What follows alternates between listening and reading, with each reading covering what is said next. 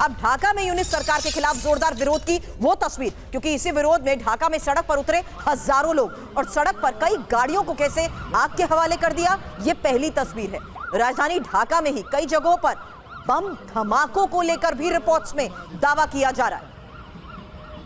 राजधानी ढाका में ही भारी संख्या में सुरक्षा बल की तैनाती। एक और तस्वीर, एक साल बाद फिर जल रहा है बांग्लादेश और बांग्लादेश की राजधानी ढाका, जहां मोहम्मद यूनिस के ग्रामीण बैंक के कार्यालय के बाहर हुए धमाके को लेकर खबर है।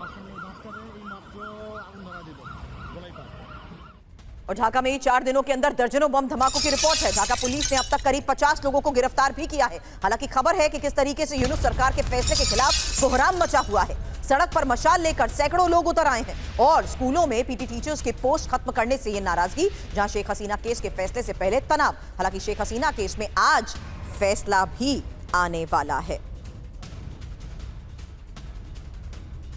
Farmer ambassador Ashok Sajjanar sir हमारे साथ हैं। अशोक सर, इसको लेकर आपसे सवाल करूं उससे पहले ये इंफॉर्मेशन, क्योंकि अब बांग्लादेश में फिर कोहराम और नोबेल विजेता यूनुस की अंतरिम सरकार के खिलाफ हल्ला बोल की ये तस्वीर है। बांग्लादेश चुनाव से पहले ढाका में ही धमाके और आगजनी की तस्वीरें आ रही हैं। यूनुस से जुड़ी ग्रामीण बैंक बिल्डिंग के बाहर धमाके को लेकर खबर। ढाका के कई इलाकों में सिलसिलेवार हो रहे धमाके और ब्लास्ट का मतलब क्या है अशोक सर? क्या ये जेनजी पार्ट 2 कह सकते हैं? क्योंकि अब धानमंडी, मिरपुर, आगार गांव, गांव में भी धमाके की रिपोर्ट सामने आ रही है। सरकार पर इस्लामिक कट्टरपंथियों के दबाव में फैसले लेने के आरोप लगाए जा रहे हैं। सर, मैं जेनजी पार्ट 2 इसलिए कह रही हूं क्योंकि ये जो तस्वीरें इस वक्त विरोध की आग एक बार फिर से सड़क पर है, ये जाहिर सी बात है अब यूनुस की मुश्किलें भी बढ़ा सकती हैं या बढ़ा चुकी हैं। जी, बहुत धन्यवाद मुझे आमंत्रित करने के लिए। आप बिल्कुल ठीक कह रही हैं। मोहम्मद यूनुस की मुश्किलें काफी देर से हम देख रहे हैं बढ़ रही हैं, और क्योंकि जो भी है वहां पर वो सब चाहते हैं जो वहां पर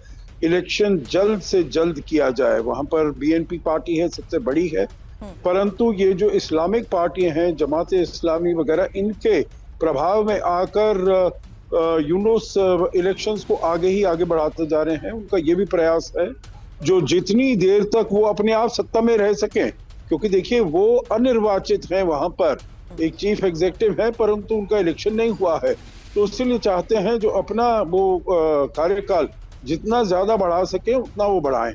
वो इसमें वो वहां की आर्मी के विरुद्ध भी हो गए हैं, क्योंकि आर्मी भी चाहती है जो जल्द से जल्द वहां पर इलेक्शन किया जाए, जिससे कि एक रिप्रेजेंटेटिव सरकार बनकर आ जाए। और जिस काम के लिए यूनुस को बुलाया गया था, जो वहां पर शांति बनाई जाए, उसमें वो बिल्कुल असफल रहे हैं। सर, दूसरी बात जिसके लिए टाइमिंग इंपॉर्टेंट है सर, शेख हसीना केस में भी आज फैसला आने वाला है, उससे पहले ये तनाव, क्योंकि इसमें उनके समर्थक भी शामिल हैं।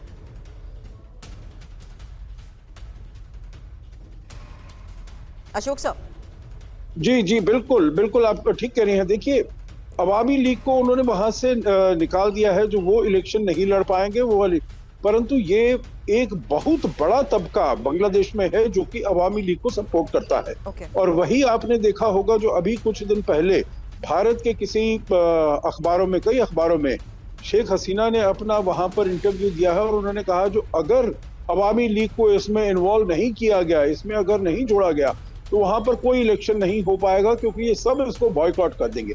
और उसी का नतीजा हम देख रहे हैं, जो वहां पर लोग बहुत नाखुश हैं, आर्मी नाखुश है, सबसे बड़ी पार्टी बीएनपी नाखुश है, अवामी लीग नाखुश है। जो केवल इस्लामी पार्टियां हैं वही उन्हीं के कहने पर यूनुस काम कर रहे हैं, और उससे आगे काम चलेगा नहीं। अब अमेरिका ने वहां पर ये सब तो कर दिया है, उपद्रव तो कर दिया है। आपका कहना जो ये क्या जेनजी है, तो जेनजी 2.0 है, तो ऐसा ही प्रतीत होता है जो वो जो भी युवा वर्ग है वो एकदम फिर से सड़कों पर उतर आया। बिल्कुल सर। अब thank you for your patience Vinod sir. अगला सवाल आपसे होगा, क्योंकि बड़ी खबर है, पाकिस्तान को करारा जवाब अफगानिस्तान देगा और अफगान विदेश मंत्री मुताकी की पाकिस्तान को ये वार्निंग। अफगान के पास जवाब देने के अलावा कोई चारा नहीं है। पाकिस्तान ने कई बार हवाई उल्लंघन भी किया है और अफगान नागरिकों पर बमबारी को सीधा हमला बताया है। और टीटीपी का पाकिस्तान पर बहुत बड़े हमले की तैयारी है। टीटीपी ने लड़ाकों को फिर से संगठित होने के आदेश दे दिए और पाकिस्तान से तनातनी के बीच ही अफगानिस्तान में टीटीपी का यह विस्तार मतलब क्या है? विनोद सर, सवाल इसको लेकर भी करूंगी। उससे पहले खबर है उज़्बेक लड़ाकों की भर्ती और सीमा पार हमलों की आशंका भी अब बढ़ती जा रही है। लेकिन इस बीच खबर टीटीपी कमांडर अबूजर फिदाई का बड़ा बयान। खैबर पख्तूनख्वा में टीटीपी ने पोस्ट बनाई है और पाकिस्तानी पोस्ट से 120 मीटर दूर टीटीपी की ये पोस्ट। हालांकि टीटीपी के हमले के बाद पोस्ट छोड़कर पाक जवान भागे। 3 तस्वीरें एक साथ आपको दिखाते हैं जिससे साफ हो जाएगा कि किस तरीके से इस वक्त अब अफगानिस्तान में टीटीपी का विस्तार हो रहा है। और इस विस्तार का विनोद सर मतलब समझाइएगा, क्योंकि फिलहाल पाकिस्तान ने कई बार जिस तरीके से हवाई उल्लंघन किया है उसकी वो पहली बड़ी खबर है। पाकिस्तान को करारा जवाब अब अफगानिस्तान देगा। देखिए, इस हवाले से आपको याद होगा पाकिस्तानी डिफेंस मिनिस्टर जो है ख्वाजा आसिफ, उन्होंने भी इसके बारे में बताया है। उन्होंने बोला कि Pakistan is ready for 2 front war. Right sir. आपको सुरभि जी, पहली बार मुझे ये सुन करके, और जनरल साहब भी मेरे इस बात से इत्तेफाक रखेंगे, सुन करके बड़ा अच्छा लगा, क्योंकि पहली बार पाकिस्तान जो है 2 फ्रंट वॉर की बातें कर रहा है, जो इंडिया पिछले दशक, 1.5 दशक, 2 दशक से 2 फ्रंट वॉर की बातें कर रहा है। तो आज उसको उत्तरी तरफ से पाकिस्तान ने उसके नाक में दम किया हुआ है, और यहाँ जो दिल्ली में हुआ है उसकी वजह से इनकी सारी फौज जो है, जो नॉर्थ में लगी हुई थी, जिनको हम ARN कहते हैं, आर्मी रिजर्व नॉर्थ, उसमें से कुछ टुकड़ियां ये उत्तर की ओर ले गए थे and the north west province की तरफ, उन्हें वापस बुलाना पड़ रहा है। तो ये सारी चीजें जो है, एक मिलिट्री एनालिस्ट और मिलिट्री स्ट्रेटेजिस्ट के हिसाब से मैं देखूं, ये बहुत ही सही टाइम है। जो हमारे राजनाथ सिंह साहब ने जो कहा था कि पाक ऑक्यूपाइड कश्मीर, या जिसको आजाद कश्मीर कहते हैं, उसको वापस लेने का बहुत ही एक सुनहरा मौका है।